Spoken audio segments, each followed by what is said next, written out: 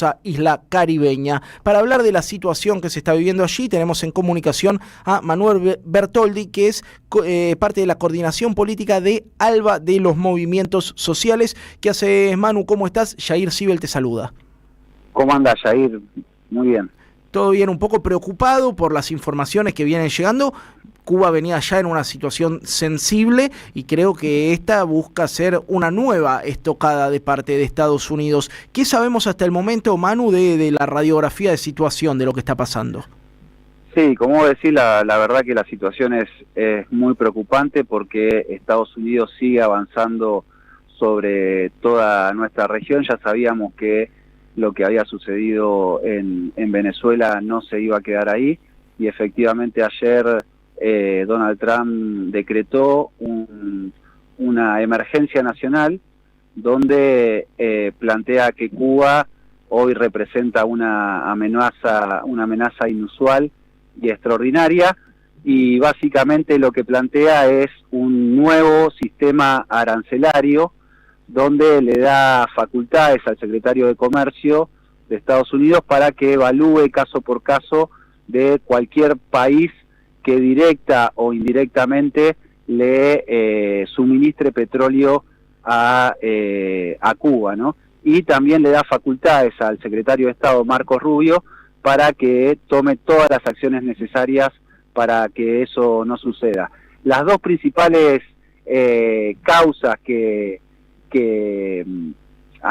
plantea Estados Unidos para hacer este decreto es, primero, lo acusa a Cuba de alinearse a actores malignos a los intereses de Estados Unidos, plantea en términos concretos China, Rusia e Irán, y también plantea algo que a nosotros seguramente nos toca de cerca por las declaraciones lamentablemente también de nuestro presidente, que lo amenaza a Cuba de difundir sus ideas y prácticas comunistas por todo el hemisferio occidental, ¿no? El castrochavismo.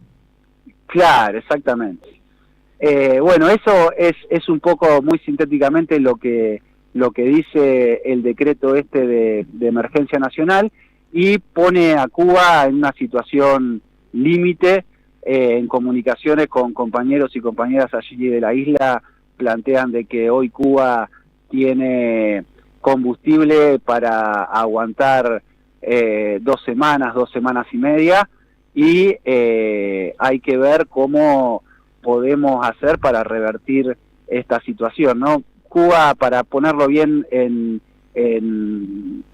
números concretos, consume alrededor de unos 120.000 barriles de petróleo por día. El 30% de esa producción se hace a nivel nacional, pero el otro 70%, los principales países que venden petróleo a Cuba son Venezuela, México y Rusia.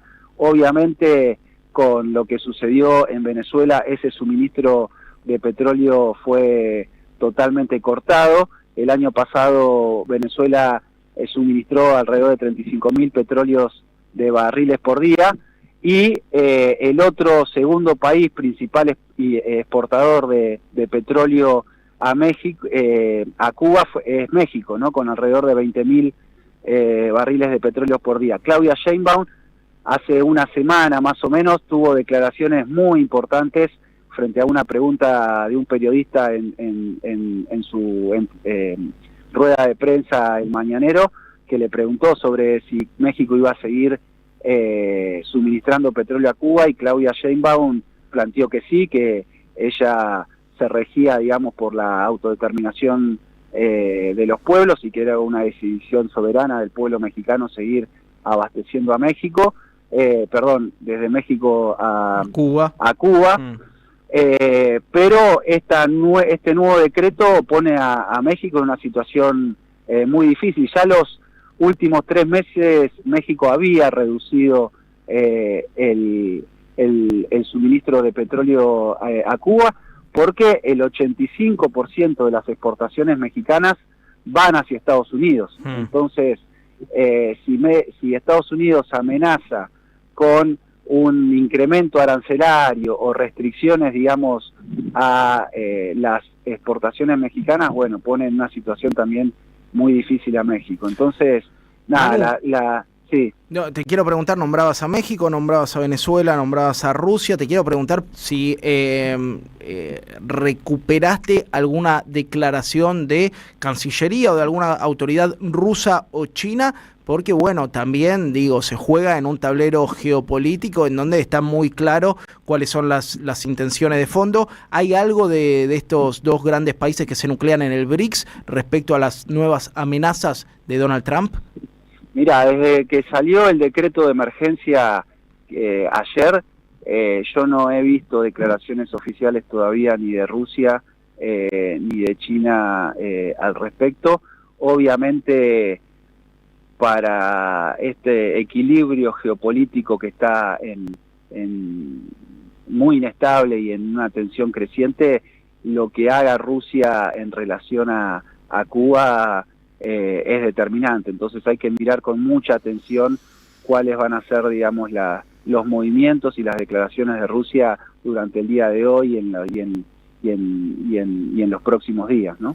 Estados Unidos tiene capacidad, digo, después de lo que vimos del 3 de enero, la brutal agresión contra Venezuela, ¿crees que tiene capacidad de condicionar al gobierno de Delcy Rodríguez para que el suministro petrolero, ahora que venía, digo, de una esquema muy solidario también de muchos años entre Venezuela y Cuba, ahora se reduzca? Mirá, yo creo que sí, o sea, la situación en Venezuela está siendo también de mucha atención. De hecho, si se acuerdan que Estados Unidos incauta y se roba por la cara 2 buques que salían de Venezuela. El primer buque que incauta Estados Unidos es un buque que iba hacia Cuba a suministrar barriles de petróleo a Cuba. Yo creo que efectivamente Estados Unidos está ejerciendo muchísima presión sobre Venezuela, y eso obviamente implica también, y está sobre la mesa de negociación, el apoyo a Cuba. A mí no me gusta hablar de negociación, porque cuando vos te tenés que sentar a dialogar con un país que te secuestró a un presidente, donde tiene más de 15.000 marines apostados en diferentes lugares geoestratégicos del Caribe, amenazando todos los días con una invasión, es difícil hablar de negociación en esos... Sí, es una extorsión, ¿no? Directamente. Exactamente. Che, Manu, te aprovecho que te tengo ahí en línea y te pregunto qué información tenés, qué venís hablando. Sos una persona que tiene muchos contactos en distintas partes de Latinoamérica, de lo que pasa en Venezuela. Uno vio que hubo algún tipo de contacto entre las altas autoridades de la CIA y Delcy Rodríguez. Intuye, lo primero es que es un reconocimiento al gobierno. Digo, no hay ni María Corina ni el autoproclamado Guaidó, sino hablan con el que tiene la sartén por el mango, pero ¿qué sabés de la situación, un panorama actualizado de lo que se viene discutiendo en Venezuela hasta donde vos tengas estudiado? Mira, la prioridad hoy de Venezuela es mantener las líneas de trabajo estratégicas que tiendan a fortalecer una perspectiva soberana en el país. Y hacia afuera principalmente es lidiar, por un lado, con la coerción que está haciendo Estados Unidos todos los días con las altas esferas del gobierno, pero a su vez de construir la matriz que se ha venido construyendo desde el 3 de enero para acá, que es que, bueno, ya el gobierno venezolano claudicó, de que Delcy Rodríguez traicionó a Maduro, y entonces hoy es, digamos, el nuevo interlocutor funcional a los intereses de Estados Unidos. Hoy lo que nos cuentan los compañeros que están construyendo allá, que están viviendo en Venezuela, es que el país está en una tranquilidad cotidiana importante, lo cual es en este contexto fundamental, porque imagínate que que lo que sucedió el 3 de enero con 150 aviones sobrevolando, más de 100 personas asesinadas, que hoy el pueblo venezolano pueda seguir su vida cotidiana, ya es un éxito importante.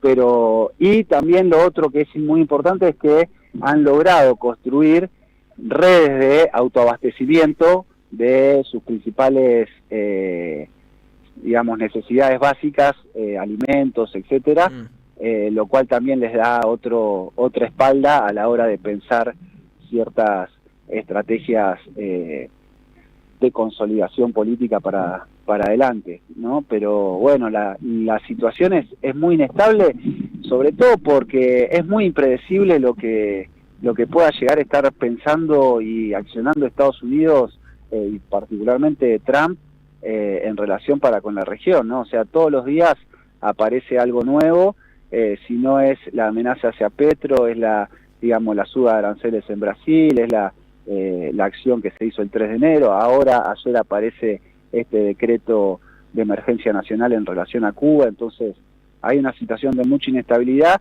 donde nosotros lo que creemos es que tenemos que reforzar muchísimo la solidaridad internacional, la solidaridad regional, tenemos que volvernos a sentir y a construir un horizonte común. O sea, es fundamental que los pueblos del sur nos sintamos uno a la hora de enfrentar estas acciones imperialistas por parte de Estados Unidos y sobre todo contrarrestar, por eso es tan importante este tipo de espacios como el que ustedes han construido, contrarrestar las matrices comunicacionales que nos permean incluso a los compañeros, que estamos más cotidianamente trabajando en perspectivas soberanas y solidarias en cada uno de nuestros países. Ni hablar, Manu, clarísimo como siempre, agradecido por tu tiempo y por supuesto que volveremos a estarte contactando, ojalá que por temas más auspiciosos, pero bueno, es el mundo que nos toca hoy en día. Gracias, Manu. Así es, gracias Jair, ustedes, y bueno, felicitaciones por el trabajo. Dale, muchas gracias. Hablábamos con Manuel Bertoldi, integrante de la Coordinación Política de ALBA de los Movimientos Sociales.